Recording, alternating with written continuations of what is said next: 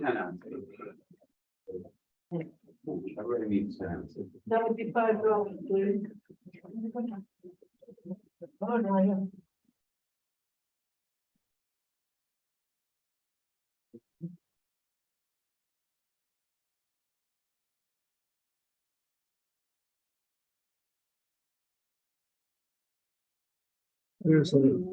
Joining us on this side, huh? Yes.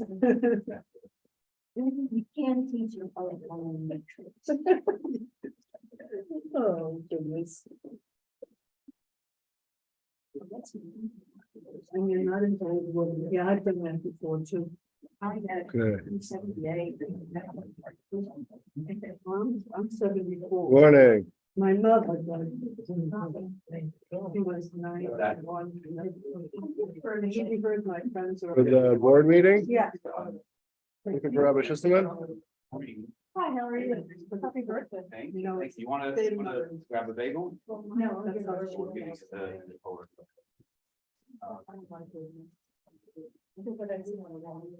Hey, how are you?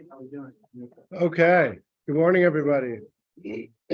I can run up there. You wanna, oh, you have to come. You wanna, Doctor wants to come on the phone. Okay, great. Yeah, let me.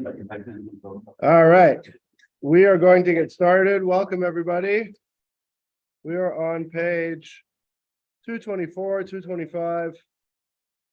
There are a number of packets around. So we said last week, we are tiptoeing into the home stretch of this discourse. It's quite lengthy, but we're not discouraged, right? Yeah. So we started wrapping up our entire discussion that we got into of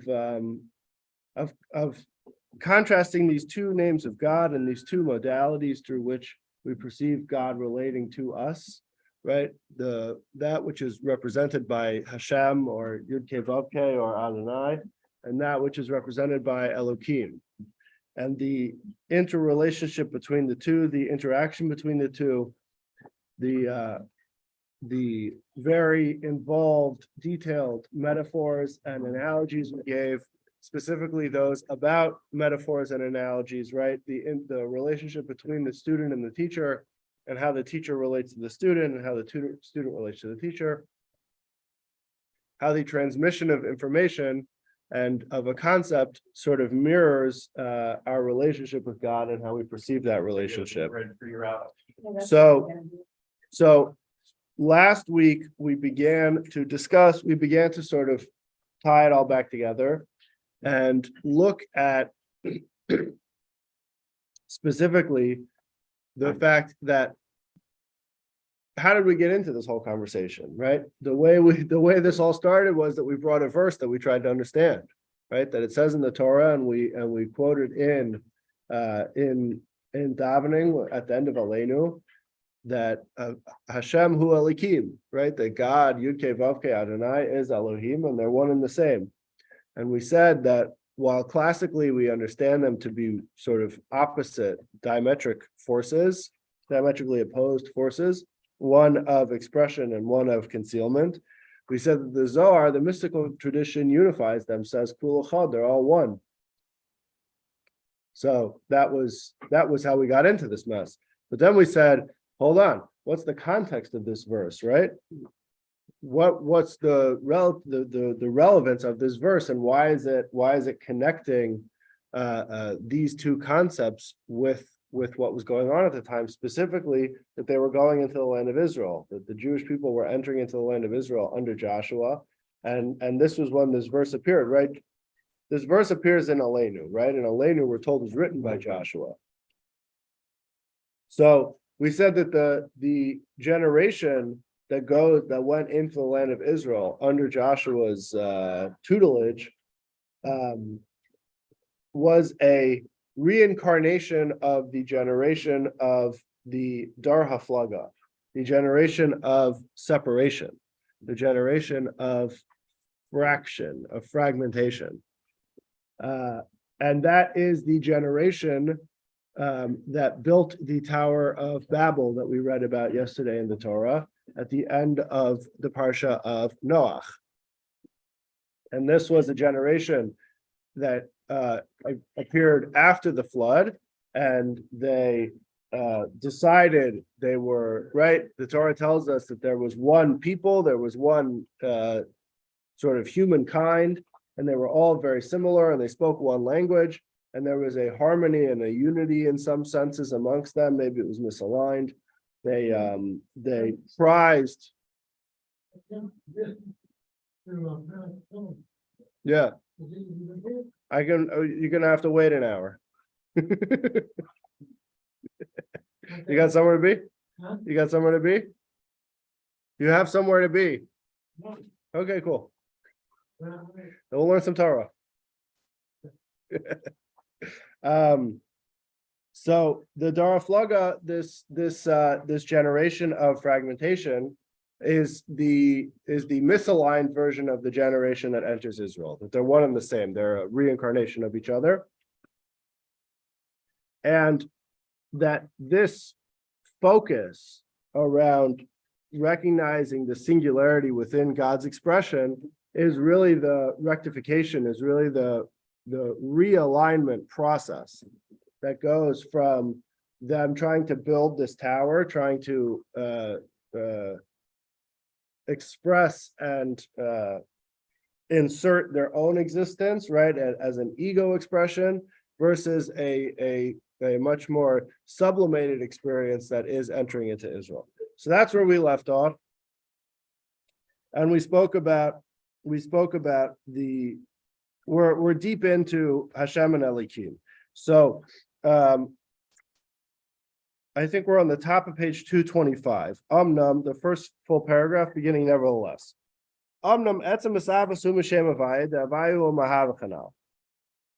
We said that Elikim, what Elikim represents, what we understand in a mystical tradition of the modality that is Elokim, that is concealment, that the concealment provides for a definition, right? Elikim is what allows for there to be different things, the multiplicity of it.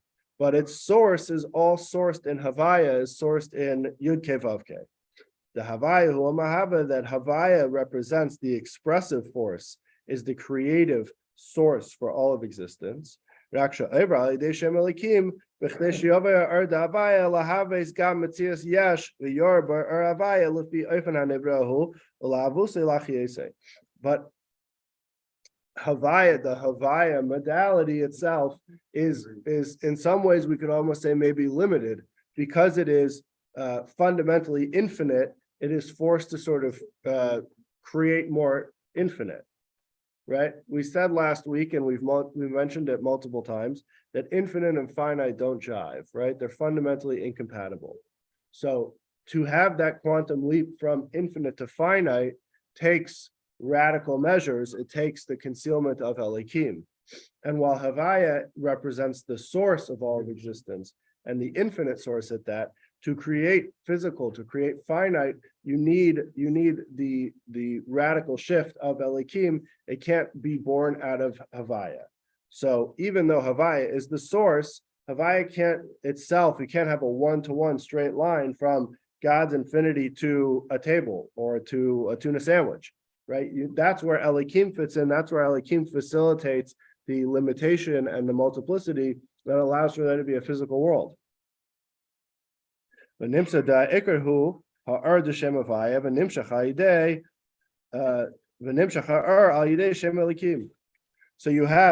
comes out that the main thing, the essence, is the light, the energy, the infinite energy that is sourced in Shem Havaya, in this infinite capacity to create, to express, but it has to be contained, it has to be extended and contained and drawn out in such a way that it gives form, and that's facilitated through Elikim. And similarly, when we talk about, on a broader scale, we say that's Elikim. On a more micro scale, if we look at things in their individuality, we can attribute that to what we call angels. or mazalas, which we understand as the constellations or different things, that there are different media that are part of this process of going from infinite to finite.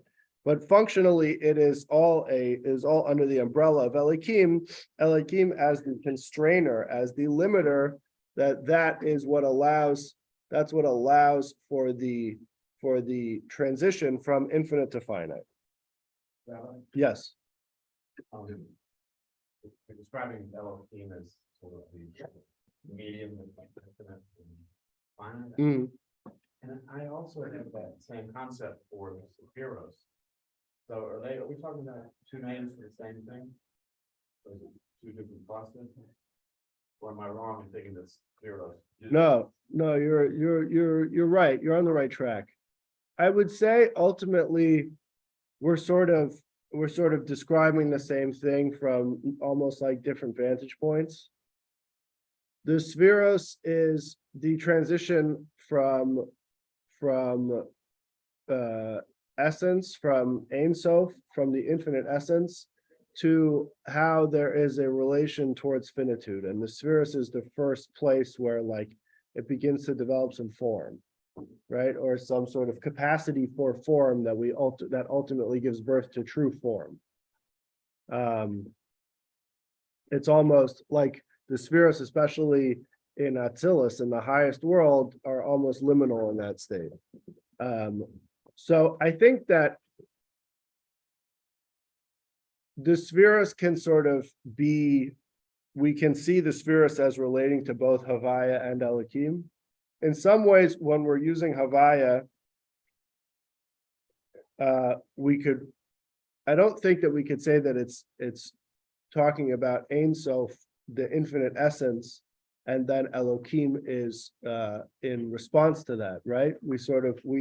We disproved that pretty early on, that both names of God are a perspective deal in how we perceive the mode of relation, right? So in that sense, they're both already oriented towards the finite, towards the creation of finitude. Meaning, in a more essential state, there's for Ein Sof, there's not really any consideration for finitude, right? It's just sort of essence and existence. This is all, if we wanted to get really granular, this would all be an expression of our Ein Sof, right? The light of the Ein Sof, which is in some ways oriented towards finitude in a way that Ein Sof itself is not. But functionally, what Havaya and Elohim is doing, I think, is in Kabbalah it often talks about how you have the Spheros is Aris and Kalim. There's the light and the vessels, right? You have this sort of parv or neutral light, right? It doesn't have a specific color, it doesn't have a specific element, and it sort of takes on whatever flavor the vessel is. So you have chesed and gvura are opposed, right? Kindness is opposite from restraint or discipline. The energy that vitalizes both of those, that infuses both of those, is the same energy, but through each vessel, it then it presents differently. So, right, like the light in a prism, if you have a prism that refracts red light versus refracting blue light. So the light that's going in is fundamentally the same, but it's what comes out that's different. Or in Kabbalah, oftentimes the example that's given is colored glasses and the water, like cups, glass cups, and the water is colorless, right? But when you put it in a red cup, the water appears red, and when you put it in a green cup, the water appears green. So I think that Havaya and Elohim we could think of as the light and the vessels. I think that would be, if we were putting it, contextualizing it into the Spheros, that would be how we would perceive that. All right, sorry to interrupt. No, I'm it's all good. totally in the wrong room. There's a fill-in event. Is that not in here? So I don't know, it might be upstairs. We did it at 9, but you can hang out here till 11, and then we can put on fill-in, or you could check upstairs in the synagogue. I'm gonna check. Cool. Sorry to interrupt. You could take the doctor with you too if you want. You're good.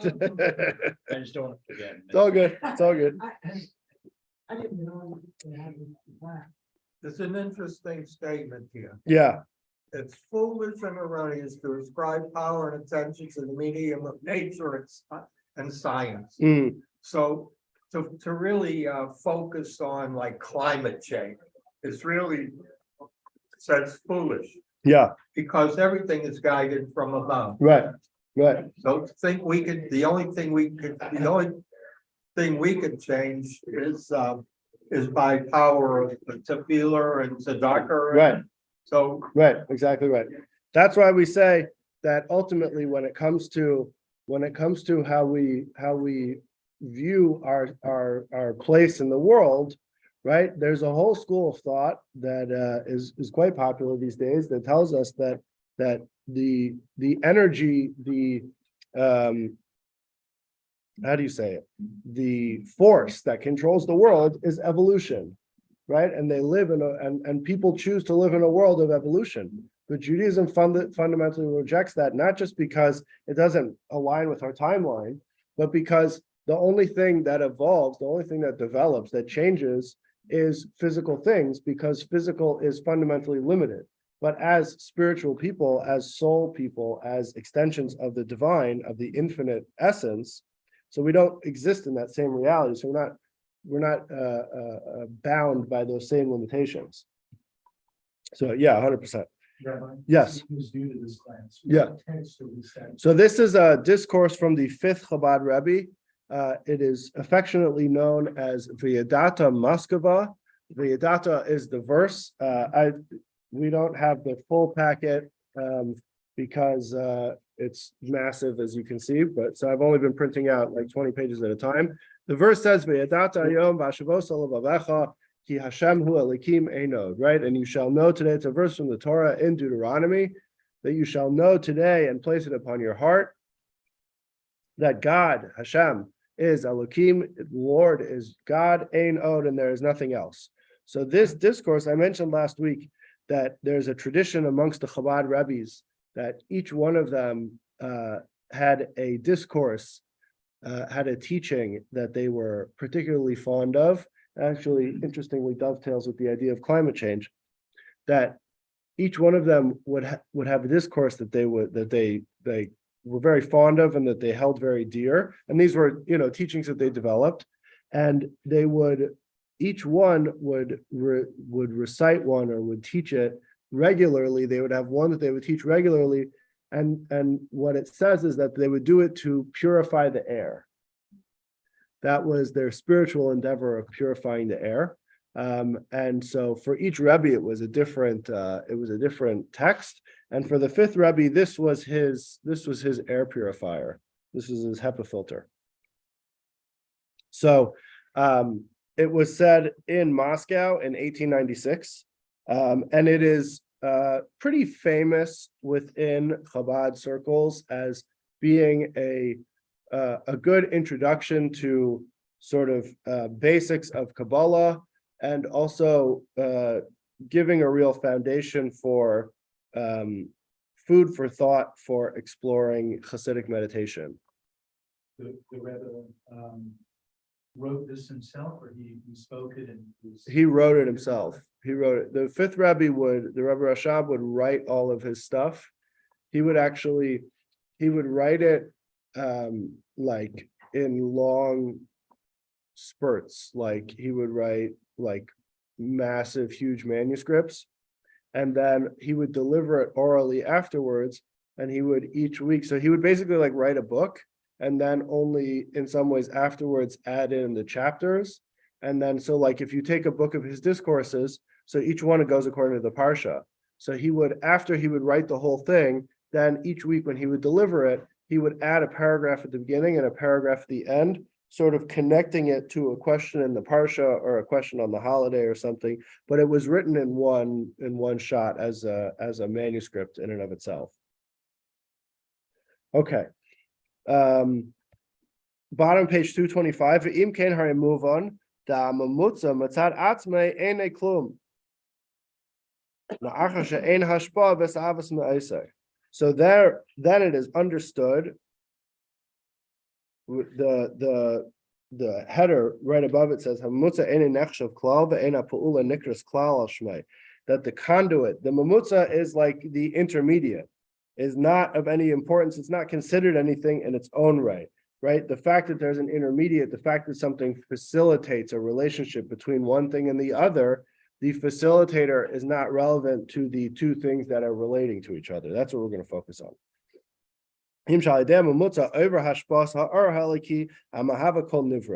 So the fact that you need something to facilitate the capacity, the medium from which we can go from infinite to finite, it doesn't mean that transition is something to focus on. Rather, we're always going back to the source. That's the focus.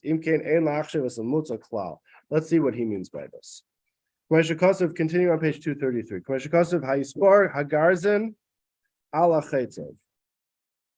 We have a verse from Isaiah that says, Hayispar, shall the axe boast over the one who hews it, over the one who uses it. The Hagam Shachetzav Ayidei Garzon, how do you chop down a tree? You have to use an axe. But the person who chops down the tree, the person, right? The axe is merely the instrument, is merely the vehicle that facilitates a person's capacity to chop down the tree. Theoretically, it might be possible that if you hit a tree enough with your hand, it might come down, right? You might end up with a broken hand first, but theoretically, at some point, physics might be on your side enough to say that the tree is going to come down, right? The axe just helps direct that energy from your hand into a very fine point, and then that's able to sever the cell walls of the tree fibers, of the wood fibers that then make the tree fall over, right? But we would never say that the axe cut down the tree, right? We would never say, look, it's such a great axe, it cuts down the trees, right? The axe didn't do anything. The chainsaw didn't do anything, right? You just filled it up with gas and you held the trigger, and then now it works. Now you cut down a tree. The axe doesn't do anything.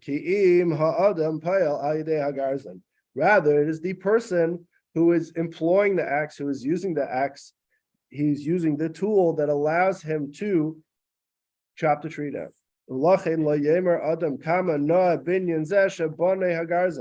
So therefore, nobody has ever in the history of mankind said, how beautiful is this building that this axe built, right? It's not a thing people say. Or how great is this axe that it built such a wonderful building, right? Nobody says those things. It doesn't even really compute in our head.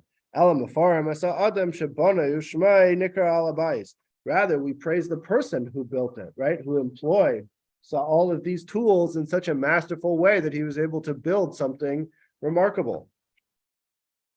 But nobody ever thanks John Deere for building all these buildings. Rather, because it's just a vehicle, it's an intermediary, it is an instrument through which the building of the building is facilitated. It doesn't lay any claim to actually having done anything. It's not the builder. Right? Because it had no free choice. It didn't sign up, it didn't choose to build the building, it didn't give its consent to be thrown at the tree. Right? It's an inanimate object that is just merely an instrument. And it in fact has no capacity of itself to build anything. Rather, its ability is to be an instrument. And in being an instrument, it is able to be utilized in order to build, in order to have a bigger purpose, to have a bigger mission. Continuing on 234. The same is true of the intermediaries of spiritual realms. Like, for example, we mentioned the ideas of angels or of constellations, of the zodiac and things of that sort. We don't give them any credence that they have any capacity of their own, right? We don't. Angels are in some ways almost maybe even metaphorical, we could say, right? Angels are a way that we describe a transfer of energy, right? Angels are a way that we are able to conceive of godly energy, godly vitality, being transferred, being sent, being developed and shifting from one conscious reality to another. If we remember last week, we brought the famous medrash that tells us that each blade of grass has an angel sitting upon it and hitting it, right? We said that was a little aggressive for 2023. We said maybe it's just encouraging it to grow. The language of the medrash says that it hits it, telling it grow, right? But it means that each blade of grass has its own, tailor-made, so to speak, personalized element of godly vitality that is being infused to it to develop and facilitate its growth, right? That's true of every physical thing. I think it's true of every atom, we could even say, right? But in the Medrash's eyes, a blade of grass is something atomic, right? But it's true of every atom. It's true of subatomic particles. Everything has a godly vitality that is infusing it towards growth and towards development at every moment. The angel that is encouraging the blade of grass to grow is not anything, we wouldn't like recognize it. We wouldn't acknowledge it as being its own entity, right? It's merely a way that we articulate how that godly energy, how that vitality is diffused, how it infuses into the particles, into the atoms. So this is all to say that while we use terminologies like mazalos, like constellations, or like angels, we don't focus on these things as a thing to themselves, but rather we see them as the axe, as the instrument through which godly vitality, through divine energy is infused.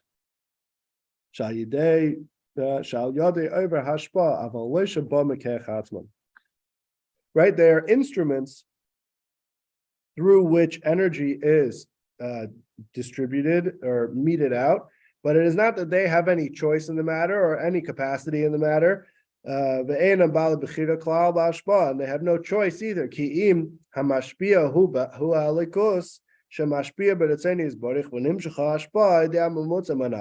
Right? It's just that there are these things in place. There's a whole system in place that allows energy to develop, to go from infinite into finite, right? To create the entire system of finitude, to create this physical world.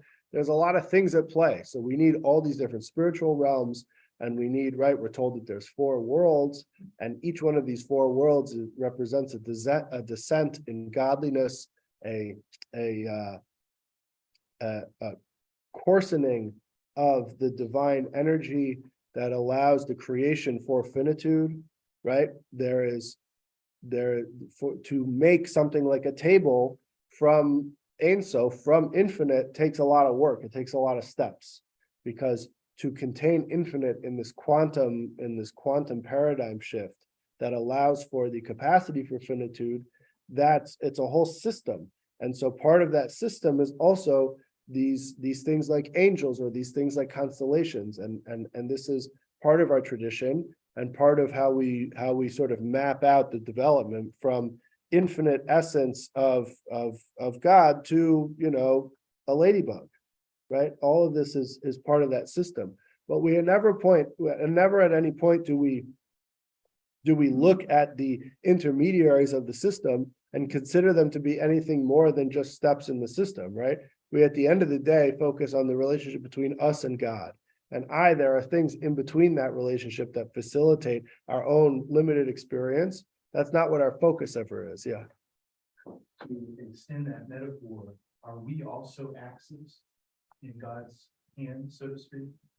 And if that's the case, I just to go back to what you were saying about climate change. If we are placed in this role of protector of the earth,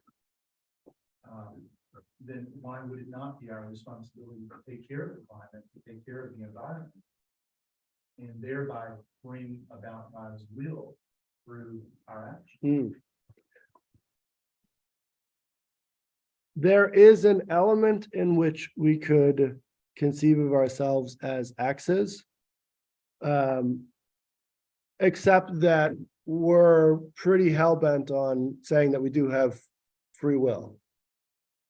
So in that sense, there is an element in which we are the finite extension of God's infinite source, right? Of the infinite source that is God.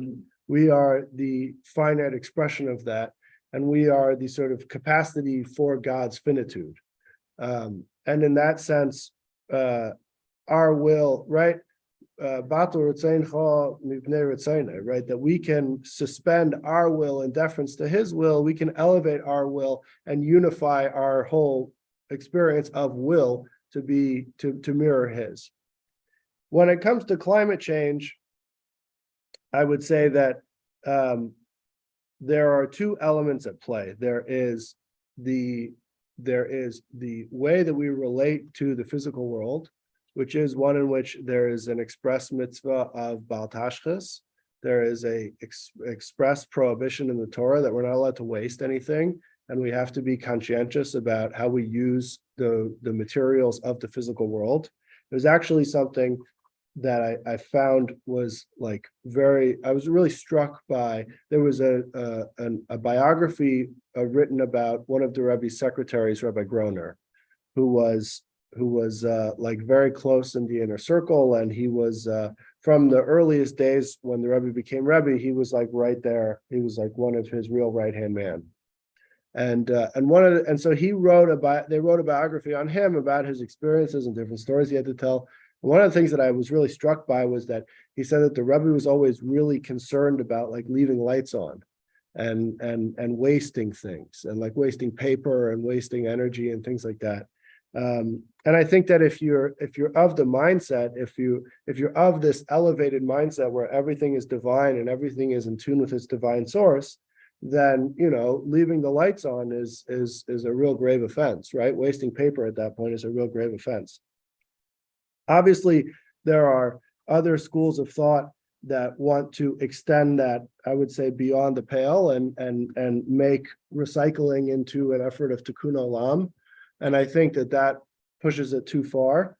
And so in that sense, there is maybe a politicization around climate change and the energies and the processes being made into like a getchka, being like idolized and deified in some way, that I think is what Fred is, if I may, some way speaking to, that saying that ultimately Hashem is the boss, and our focus is always on the fact that we firmly believe that Hashem's taking care of us, and that his best interest is, so to speak, the world continuing, and that's part of the system, right? From the promise in last week's Parsha and Parshas Neach. So there is always a conscientiousness that we can develop as people in this physical world, that we have to respect and value all of the materials and the sustenance of this physical world, and we have to take care of our Dalet Amos. We have to take care of our own personal space. But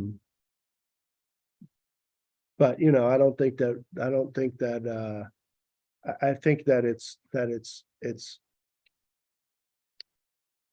there is what we can do in our own life, and then there's like, what's the Swedish lady?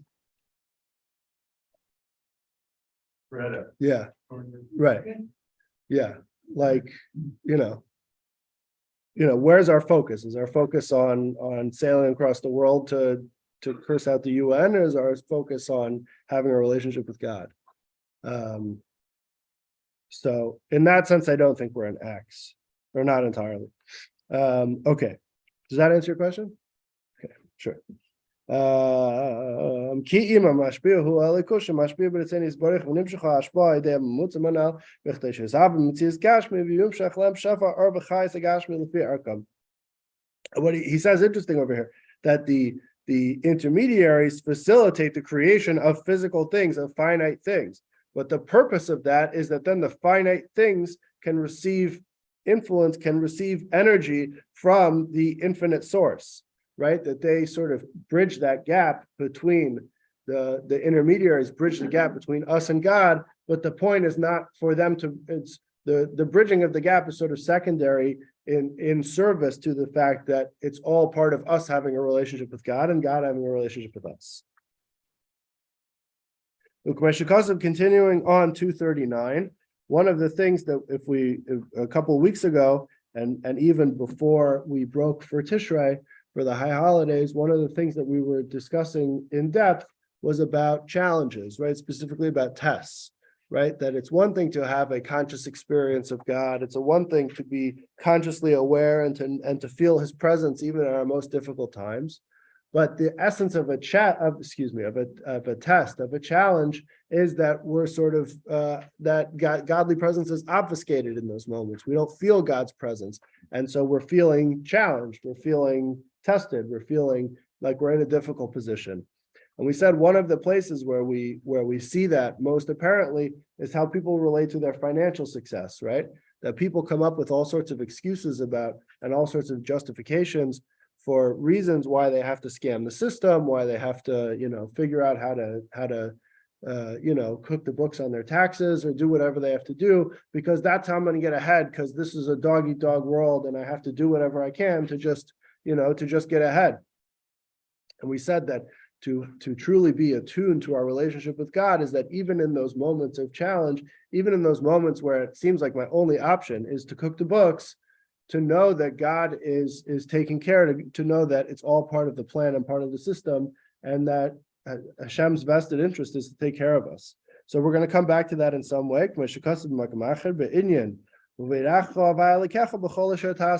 The verse in Deuteronomy says, and God will bless you in everything that you do. So that sounds like a very encouraging statement, right? That God's blessing is accessible. It sounds like it's available for us. What the Hasidic masters always emphasize in this verse is that it's contingent in some ways, right? It's contingent on we have to do something, right? We can't just sit on a mountaintop and say, may God bless this endeavor. We have to go out and work. We have to go put ourselves out there and go make those, hit the pavement. A person has to do something. And he has to involve himself in the material world. Like going into business or whatever else the person goes into. Because at the end of the day, a person, the blessing that the person wants, right? We're in a relationship with God. So, maybe we just want God, but you can't feed your kids on God, right? You have to feed your kids on Cheerios.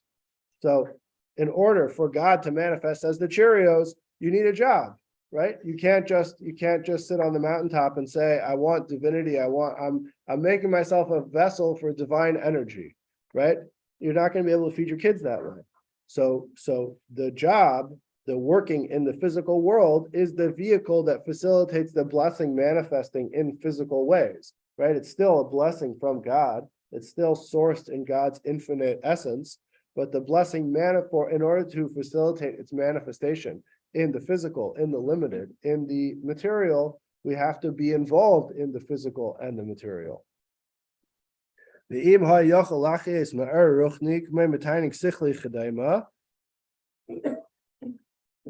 Very long parentheses. Let's just we'll go back to it. So continuing on page 240, the middle paragraph.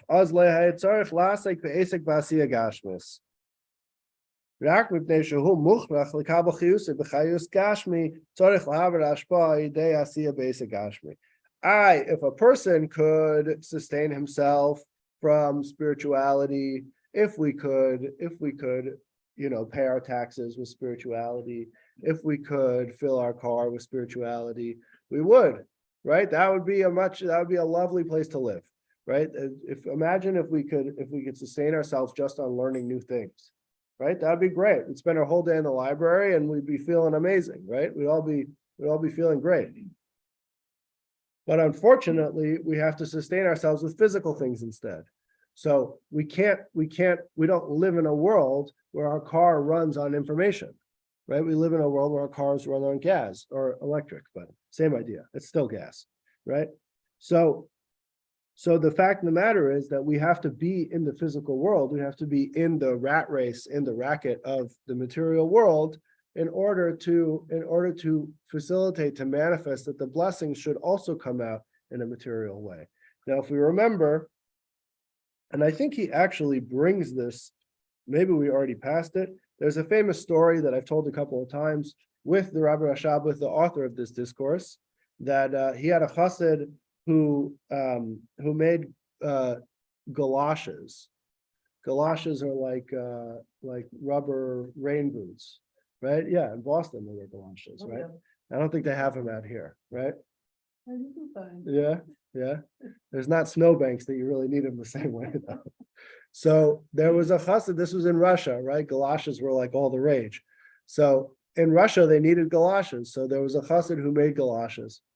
And he came to the Rebbe Rashab and he asked for a blessing for his galoshes business. And he didn't just ask for a blessing once or twice, but he was there, for a weekend or for an extended amount of period. And anytime he saw the Rebbe, he started telling him about the galoshes business and how he needed blessings. And maybe summer was coming, so he knew he was on borrowed time, So the Rebbe at one point remarked, I've seen feet in galoshes, I've never seen a head in galoshes, right? It's one thing when we recognize that to be in this world, to be a physical person in a physical world, to need our blessings to manifest materially, we need to get a job, we need to have some vessel, some conduit to manifest that blessing in a material way. But at the end of the day, our focus is on our relationship with God. Our focus is on Torah and mitzvahs, and our financial endeavors, our work life is just our work life, right? It doesn't define us. It's not the essence. It's not the be all and end all of who we are. So it doesn't control us. We don't immerse our entire being in it. We put our feet in it, but we don't necessarily put our head in it. Right. So that's something that we constantly have to navigate. That tension is part of the human experience. It's part of the Jewish experience, right? In this physical world. So how much of this physical turmoil will be relieved when Mashiach comes? All of it or a portion of it or? I think pretty much all of it. All of it. Yeah. It says, it says that it's going to be so easy that in some ways we're going to miss the days of Gullus, because we're going to see that we had when you have to work for it, the aha moment and the enjoyment, the pleasure you get from working for it and for what is born out of the challenges and the endurance, the tenacity that it takes is really rewarding. It says that there's no all sustenance, even though we'll be in a physical form, the sustenance will be spiritual, right? And we'll be living off of like ideas. We'll be perceiving godliness, and that will sustain us. So it'll be perfect alignment, right? We say right now that our body is sustained by our soul in some way, right? And that when Mashiach comes, our soul will be sustained by our body. The body is ultimately the real home for and the real purpose of all of creation, right? The soul is right now in some ways the necessary vehicle or the necessary ingredient to keep the body going. But when we say that the whole system of creation was put into place because God wanted a home, a dwelling place in the lowest world, the idea is that spirituality is fundamentally oriented towards godliness, right? Spirituality is fundamentally conducive to singularity, to God's singularity. And so for any spiritual thing or any spiritual realm to reflect, to orient towards God is not radical. right? It's not any wild idea, right? It's programmed to do that. The physical in some ways rejects, right? In how much it obfuscates and how much it conceals over the divinity. So it almost in some ways rejects or opposes godliness. So it is in this world that when the physical can be attuned and can be aligned to divinity, that it's the ultimate realization of the divine purpose of the divine mission. That's true harmony, right? When you're able to take two things that are diametrically opposed and unify them and singularize them, or at least harmonize them in some way, that's the real purpose, the real function of creation. So for the soul wants godliness. The soul loves God, right? The soul is godly. So it's not any big deal for the soul to want to be in a relationship with God. The big deal is that when the body wants to be in the relationship with God, that's something radical. That's something totally unprecedented. So in that sense, right now we live in a reality in which our soul vitalizes, sustains our body, because our body is a physical thing that doesn't know how much it likes godliness. It likes bagels more than it likes God for the most part, right? The process that we're in, the process of being a Jewish person in the physical world, is trying to shift that identity, trying to move the needle just a little bit to recognize our natural limitations as a body, as a physical being, and to bring some soul into that, to uplift that. But ultimately, when Mashiach comes, the body will be the ultimate expression of that relationship, because it is the ultimate habitat for that harmony, right? It's the ultimate conduit for that harmony. So the soul will be almost sort of playing second fiddle at that point, right? Because it's maybe not second fiddle, but they'll be totally unified. And in that sense, the body will sustain the soul, because the body will express at that point the ultimate purpose of creation as being outwardly realized, not just sort of theoretically realized. So I think it'll be smooth sailing. I think everybody's going to be hanging out. So in the parentheses, so the top paragraph on 240, I just wanted to finish the idea before we go back to the parentheses. Because it's a little out in the weeds, but we can go through it just to see. And actually, I think it answers Fred's question in some ways. Dugmas Kabbalah's chayes and neshamas. We said that if we could, we would fill our cars with ideas rather than and spirituality rather than with gas, right? So he says this sort of echoes, or this mirrors the way that energy is transferred, or the way energy is infused to the souls in Gan Eden, which is the spiritual, messianic or post-messianic reality. That their entire energy, their entire existence comes from their grasp, their conception of godliness, which has a connotation of being an intellectual endeavor. Like the Talmud tells us, like the Zohar tells us,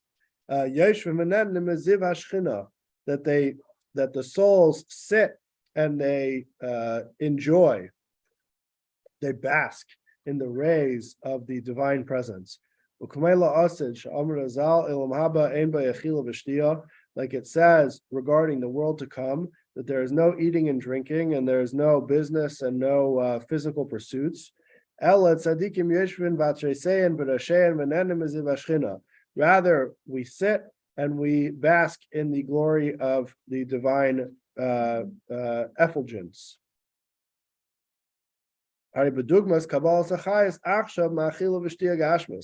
But it mirrors the way that we derive our energy from food and drink now.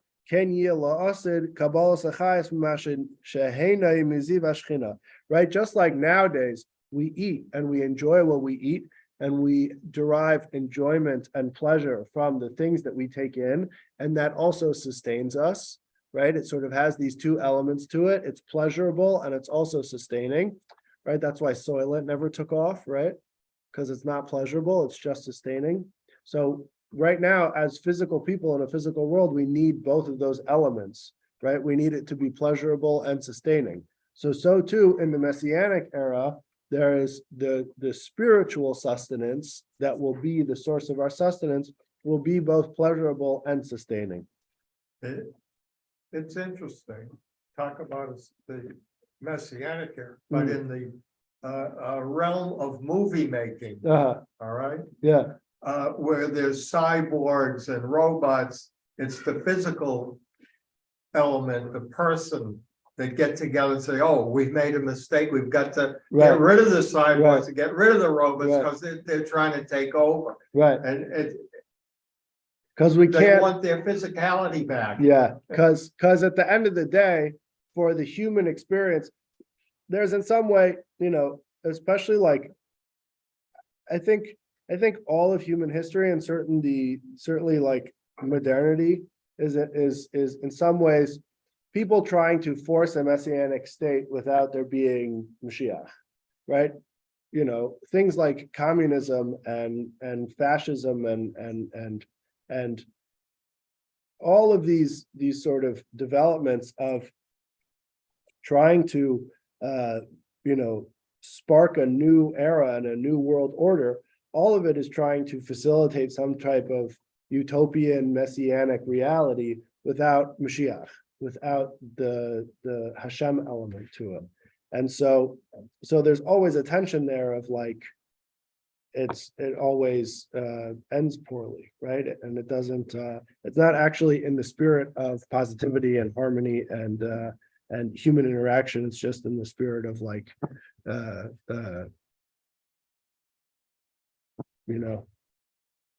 putting the other guy down.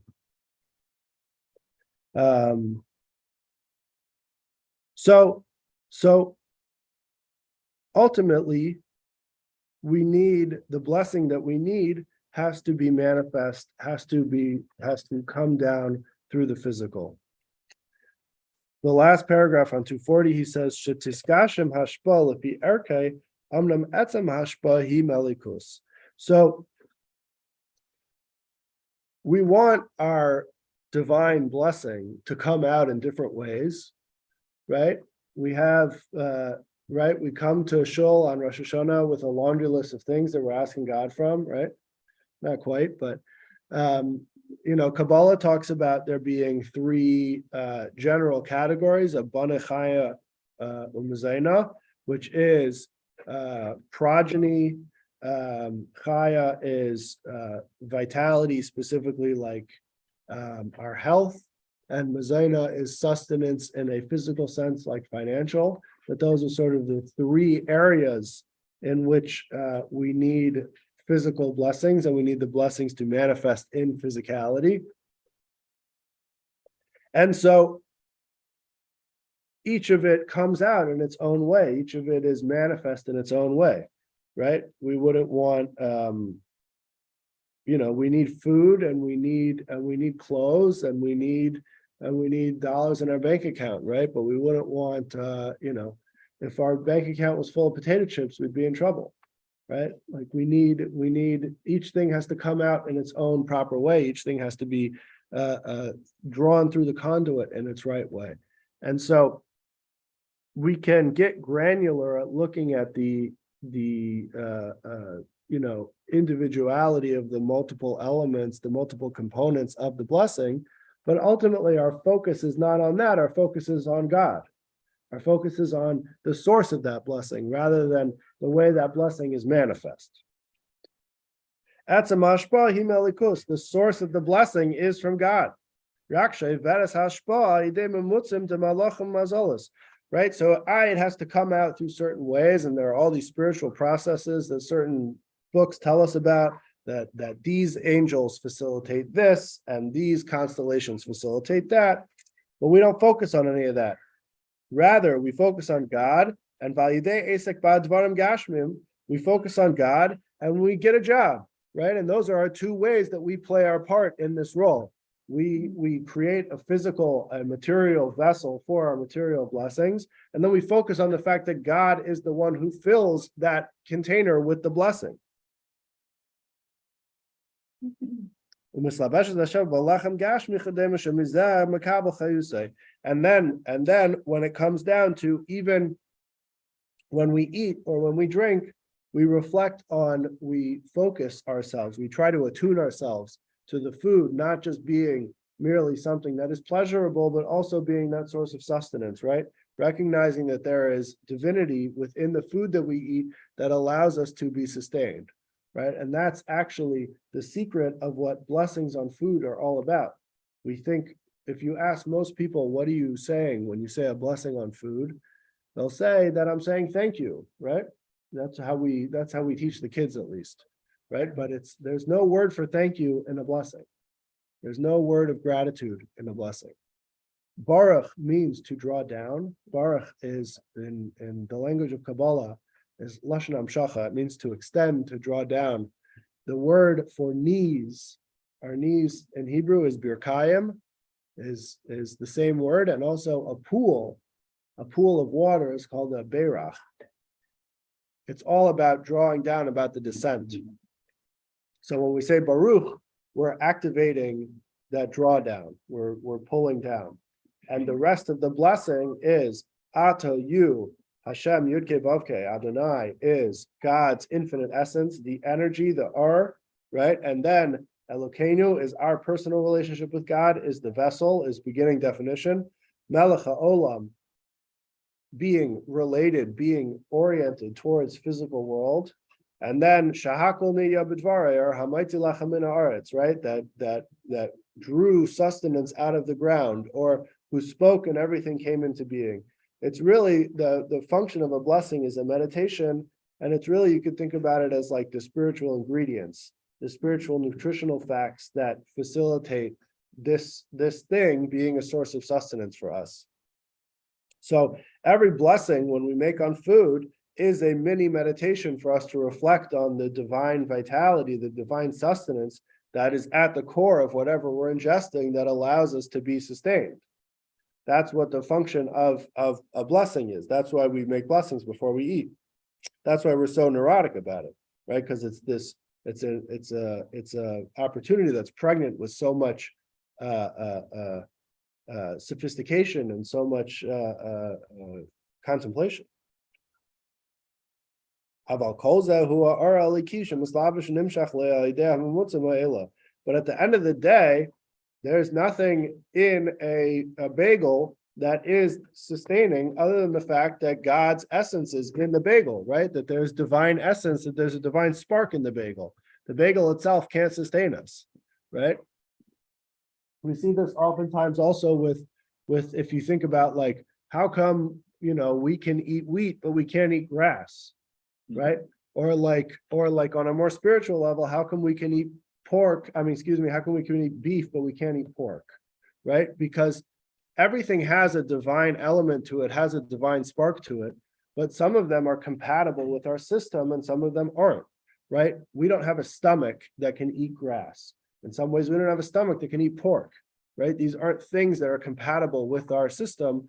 And so we can't use that, we can't draw out the sustenance the same way. When it comes to grass, it's in its most physical sense, right? If you eat grass, you're going to get sick, right? It's not good for you, right? Or you have to like really pulverize it, right? Like those wheatgrass things, right? They put them through these like very intense juicers because the fibers in the grass are just too intense for our stomach. Our stomach's too weak. So in that sense, it's like literally uningestible. We can't extract the blessing from it. We can't extract the vitality from it. Our system is not compatible for it. When it comes to something like pork, it is a person could eat pork, right? And you could probably run a marathon after eating pork, right? Like you can extract the bare bones essence of the vitality. But when it comes to the more spiritual vitality that allows a person to elevate it through the work of Torah and mitzvahs, that we say it's incompatible. That's why there's the whole system of kashrut, of kosher laws, is there to attune us to integrating divine energy through what we eat that facilitates our growth as Jewish people in our spiritual endeavors, right? Not just in our physical endeavors. So it looks like we're going to start something new. So we'll hold it over here to say that that when we reflect on these things and when we orient ourselves, that our relationship with Judaism is not something that's just merely in a synagogue, or not something that's merely a religious endeavor, but it is in fact how we orient, how we integrate our physical life, our material life, and our conduits for blessings, then that's how we bring true harmony into our existence. I left some pamphlets out for the Kabbalah class that we're starting in just about a week. It starts on October 31st in the evening time. And then that course is at 8 to 9:30. And then there is a daytime lunch and learn on November 1st. It'll be every Wednesday, and that'll be at 12:30. So 2 options. Everybody should join. It's going to be excellent. There's a promo code if anybody wants the promo code.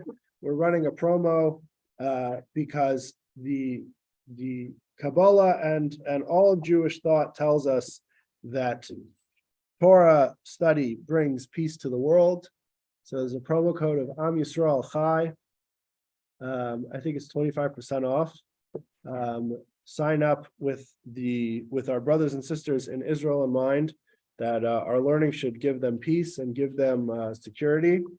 And take a pamphlet and tell your friends. It's going to be a lot of fun. So thank you everybody for coming.